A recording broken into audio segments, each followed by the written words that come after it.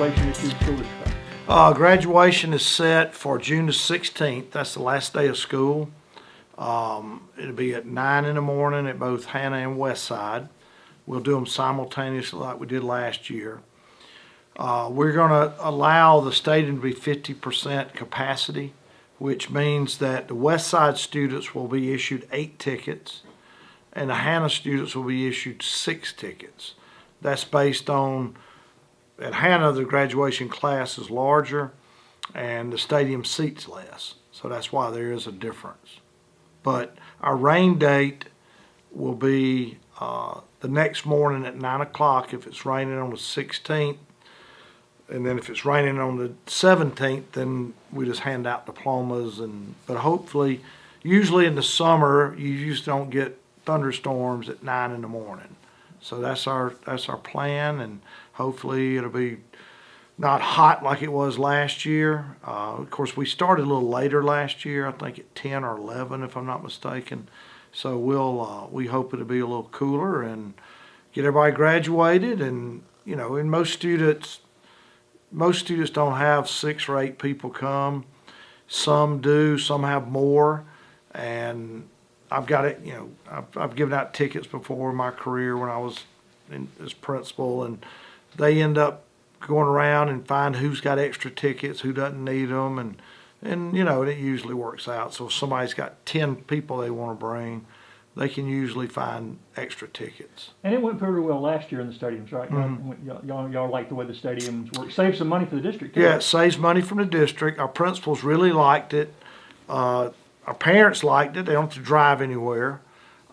Saves us a lot of money from renting Little John Coliseum or Bon Secours in Greenville.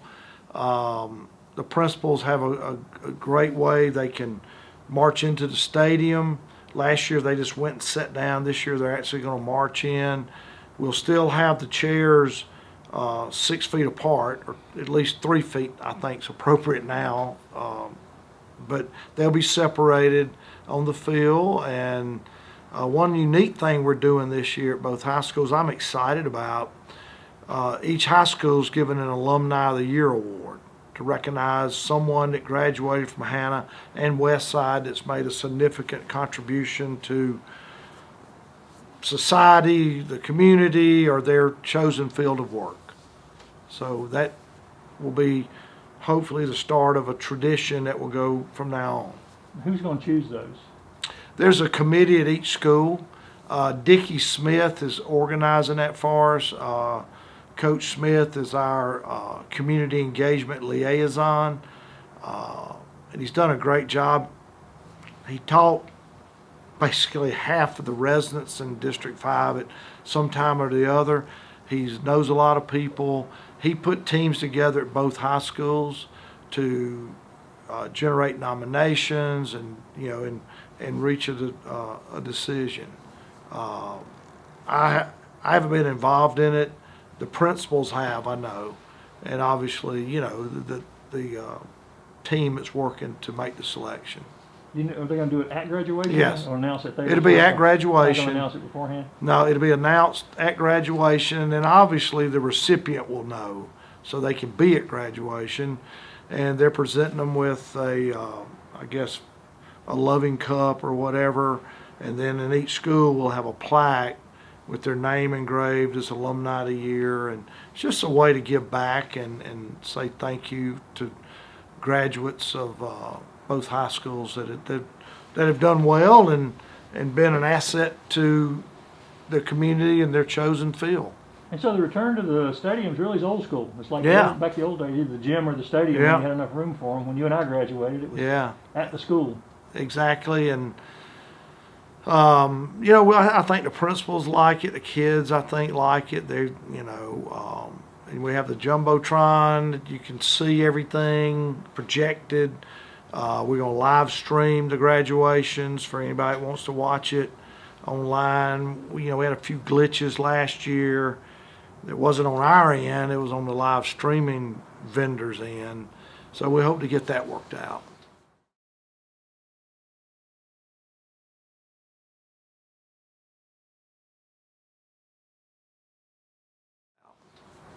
And let's move ahead and talk about virtual school, moving ahead for the fall. Is there going to be a virtual school this year? Our plans now are not. We may have some isolated instances where we do provide virtual instruction. That'll be on a very individual basis. Some of it will be with homebound or home-based students. Since we've gotten so good at it, where we don't have to send a teacher out, Which is something you had to do in the past. Yeah. But our plans now is to be all face-to-face. We think the virtual school has served a great purpose. It's certainly not as good as face-to-face, but it's certainly better than not having any instruction. Some of our virtual students have done quite well, but some have struggled, and we know that going in. So that's why we're ramping up our summer school programs and different things that we'll be doing that as we prepare for next year. How are you going to kind of do a tally of the kids that you're going to need to catch up? How's that going to work? Well, what we're looking at in elementary school are looking at map assessments, reading and math. The elementary summer school will focus on reading and math. The high school will basically have three components. It'll have students have to make up seat time, students that are doing credit recovery, and then students that are taking a course for new credit. Almost kind of like old school summer school. Right. These will all be in person. Yep, all be in person. Transportation will be provided. Breakfast and lunch will be provided. We're having a morning session, an afternoon session. Some students can be there all day. The high school depends on what they register, sign up to take. Elementary, and also at elementary, we do have some students that will only do reading. Those are students that score the lowest of the low on the SC Ready and SC Pass assessments. They will focus on reading all day. Some of the others will focus on reading and math.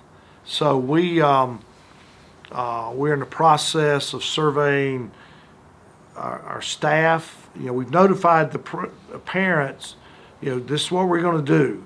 And we're in the process of what teachers are interested. We're looking at a pay structure to make it very, very attractive to compensate these teachers for this. And we can pay for this out of the ESSER money, or as I call COVID .2 money, and we can pay for that out of those funds because we want to get the best and brightest teachers, and we know that we'll start the Monday after graduation, and it will run all the way up to pre-planning because we started school, September 8th. We don't get out till June 16th. So there's only one day off. There's 29 days. You going to stick with that schedule this year? No, we'll start back. We'll start back in a normal schedule, like August. I forget the exact date. Like a normal school year. Right. So summer's going to be very short. Right. Primarily because we started so late with COVID. So those teaching summer school, they only get one day off. That's the day, July the 5th. It's a Monday after the Independence Day. So they'll start that Monday after school's out and run it all the way up to the week before pre-planning.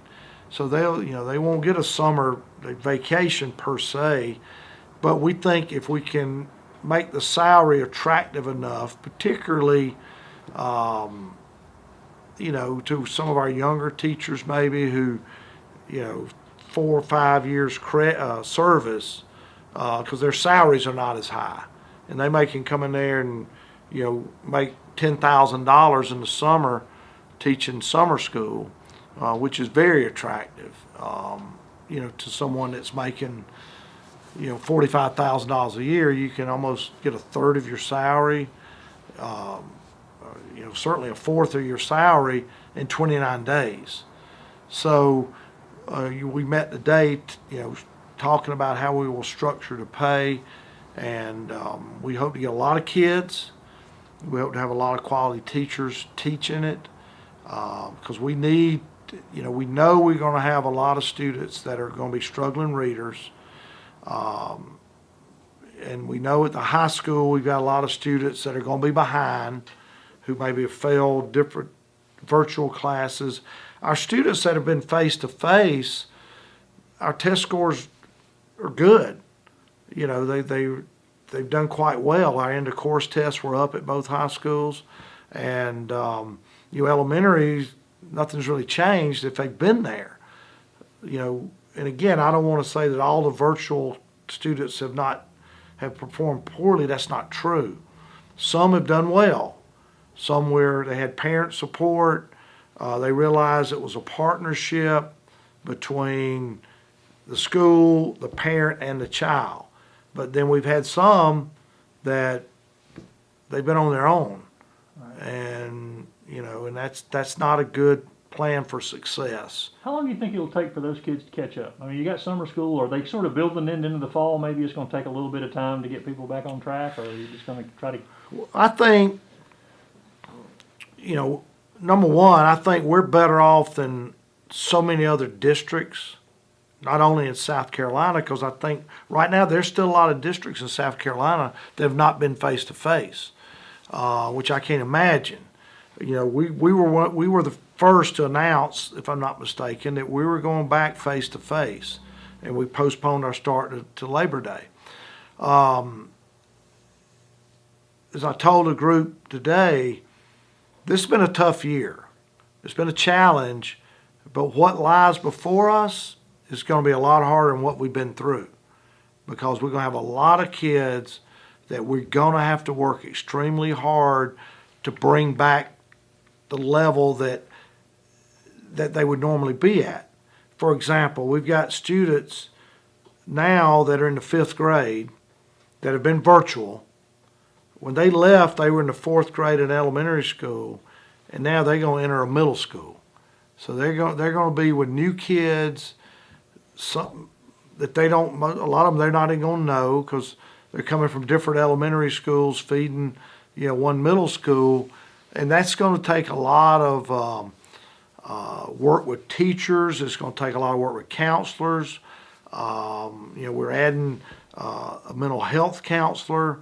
We're going to ramp up the work of our social workers, because we know socially and emotionally some students are going to need extra support to get through this. If you hadn't been in a school building by then, it'll be almost 18 months, and just getting back into it and back into that routine, they're going to need extra support and extra patience. But I'm confident, our principals are very creative, how to make people feel welcome and bring them back. And if you fail, we're going to keep working, and we're going to, get through it. But, the struggling readers concern me the most on the front end.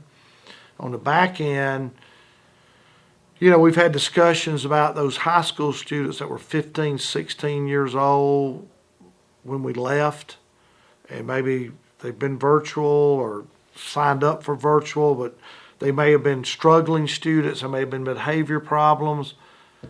We're concerned we may never see them again, that they're just going to, I'm off the radar, I'm done. I was behind before this, now I'm just more behind. And I'm 17 years old. Do I really want to be in a freshman English class? So those are the kind of challenges we're going to have to work through. And the principal's got to be real creative. How are we going to schedule these kids? Is it good to put a 17-year-old in a class with all these freshmen, or do we need to have a hybrid freshman English class for these repeaters, so to speak? And so, it's going to be a challenging year. As I told the group, this is going to be the most challenging few years for public education we've seen since Brown versus the Board of Education in 1954, that mandated desegregation of the school systems, and the challenges that districts went through to make that happen. And that's the kind of hill in front of us we got to climb. And won't really know for a few years how long we're doing. Yeah. How about, you mentioned the COVID funding. Did the budget survive okay with the extra funds? Are y'all okay budget-wise? Yeah. Our budget so far looks good. We gave a $2,000 bonus. We feel good about our budget. The governor, they're going to give all the teachers a step increase that was held back.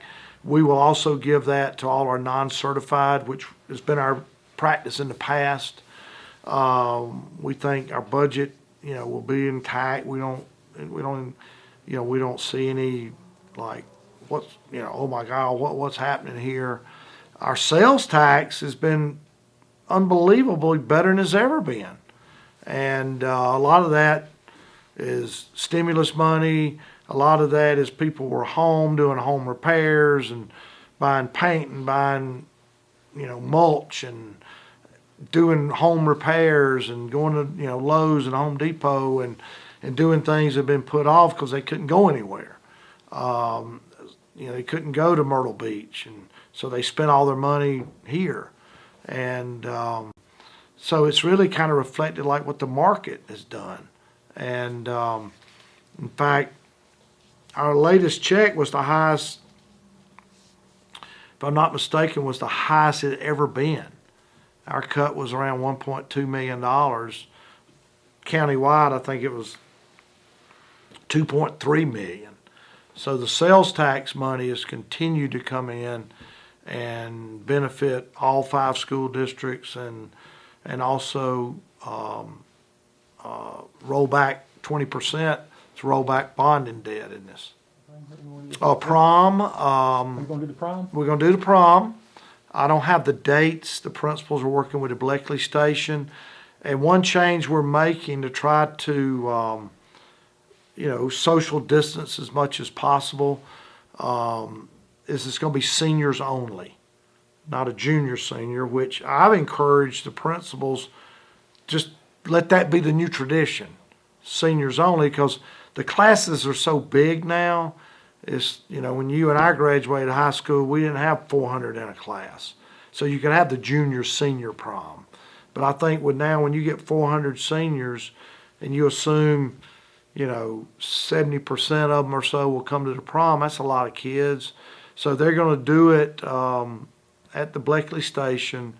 And again, I don't know the dates. I did talk to one administrator that told me they were doing their prom the night before graduation. And the reason they were doing that was if anybody had COVID, they wouldn't quarantine.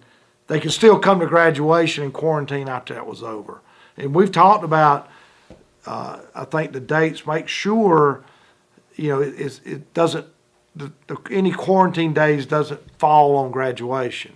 So they're working through those numbers, but I thought that was pretty ingenious to do it the night before graduation. And then if you did graduation early in the next morning, maybe people be kind of tired and kind of behave better. Except for the people having to plan it the night before graduation. Yeah. So we got those 3 things. Anything else? We can catch up later if not. I just wanted to get I think, we've been very fortunate. I think we've had around 700 cases. That's out of 16,000 people with students and employees. Our nurses have done a tremendous job, in all our schools. I can't speak enough about our teachers and our principals that, have